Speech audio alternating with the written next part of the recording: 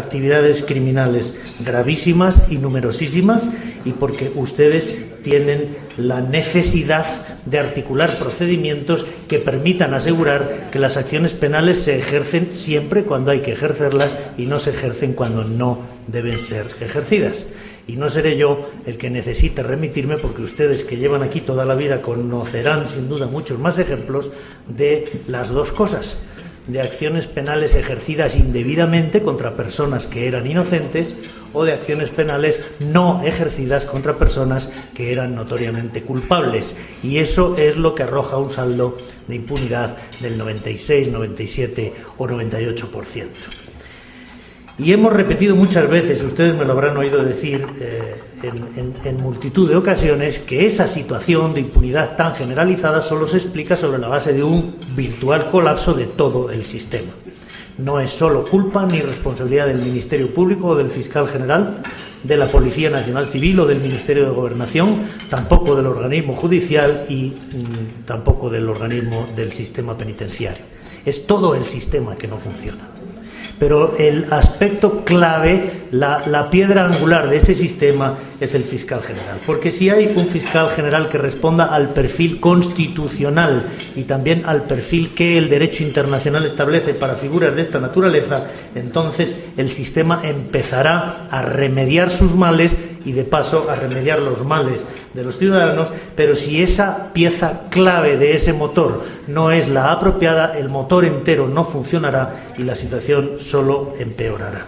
Ustedes hacen frente a problemas gravísimos de delincuencia organizada, de corrupción endémica, de corrupción sistemática, de pandillas juveniles, de maras que tienen actividades y capacidades letales superiores a las de la mayor parte de las organizaciones terroristas en el mundo, y ustedes no tienen las instituciones que les permitan la protección y el ejercicio efectivo de los derechos fundamentales que la Constitución les reconoce. Es por eso que es fundamental elegir a la persona adecuada como fiscal general, porque esa persona tiene que liderar los procesos que en los próximos 4 años tenderán, ojalá así sea, a recuperar el Estado de Derecho. Y se mencionaba que la comisión que tengo el honor de dirigir debería extender su mandato más allá de septiembre de 2011, que es donde contractualmente hasta este momento terminarían sus actividades, y se puede discutir si existe la necesidad.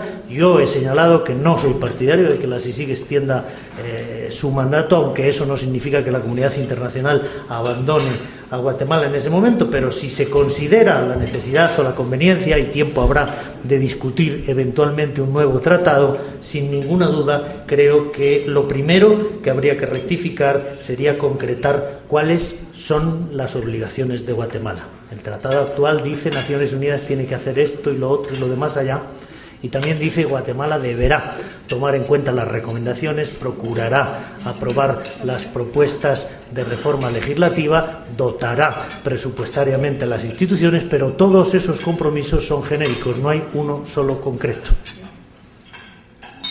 De manera que nos encontramos, y ustedes lo conocen porque lo hemos reiterado y lo vamos a seguir diciendo porque consideramos que es nuestro deber, en una situación en la que entendemos que Naciones Unidas está haciendo su parte, pero Guatemala no está haciendo la suya. Y en una relación contractual, ustedes como empresarios entienden perfectamente cuáles son las consecuencias cuando una de las partes contratantes cumple y la otra no cumple. Y no es una responsabilidad que quepa ubicar en el Poder Ejecutivo, o en el Legislativo, o en el Judicial, sino en el Estado como tal, en los 3 poderes del Estado. No se está dotando presupuestariamente al Ministerio Público, que tiene un presupuesto ridículo de 620 millones de quetzales, cuando la cantidad de droga incautada en 2009, y no es que estemos hablando de éxitos espectaculares, pero la efectivamente incautada se puede cuantificar en 16.000 millones. Comparen, por favor, solo esas magnitudes, porque estamos hablando solo de un delito, el tráfico de drogas, pero el Código Penal tiene más de 100 o de 200 figuras delictivas. Bueno, solo una de ellas reporta beneficios a las organizaciones criminales de ese tenor, porque si fueron 16.000 los incautados, ¿cuántos no fueron incautados? Estimándose que se tiene éxito en un 6 o 7%. De manera que la inmensa cantidad de dinero que recibe el crimen organizado y la criminalidad común se van a combatir con 615 millones al año. Bueno, eso es una pregunta para el Estado, también para los ciudadanos, para el Congreso de la República, para el Poder Ejecutivo, pero en todo caso la respuesta parece evidente: no, no es suficiente. Pero es que el organismo judicial tiene un presupuesto de 900 y pocos millones. Y todo el Ministerio de Gobernación de 2.000 y pico. En total, lo que ustedes se gastan en seguridad y justicia son 4.000 millones al año. 4.000. Comparemos eso con los 16.000, solo de las drogas, ¿verdad? No hablemos del tráfico de seres humanos, no hablemos del tráfico de armas, no hablemos de muchas otras actividades criminales extremadamente letales y muy lucrativas para los grupos que las cometen. En ese contexto es que hay que elegir un fiscal general. Y nosotros hemos hecho público días atrás un documento en el que decíamos, primero, quién tendría que ser fiscal, no señalando personas, sino el retrato robot, el perfil, cómo debería ser el candidato ideal para ocupar esa altísima magistratura tan crítica en estos momentos en la actual encrucijada histórica de Guatemala. Y me detendré sobre algunos de los aspectos, porque no quisiera alargarme mucho para dar ocasión a que ustedes expresen sus dudas o sus preocupaciones, pero en todo caso llamando su atención sobre el hecho de que necesitan involucrarse como empresarios, si ustedes quieren, por el bien de sus negocios, pero como ciudadanos guatemaltecos, como padres o madres de familia, para dar un futuro a este país que en este momento es un futuro incierto.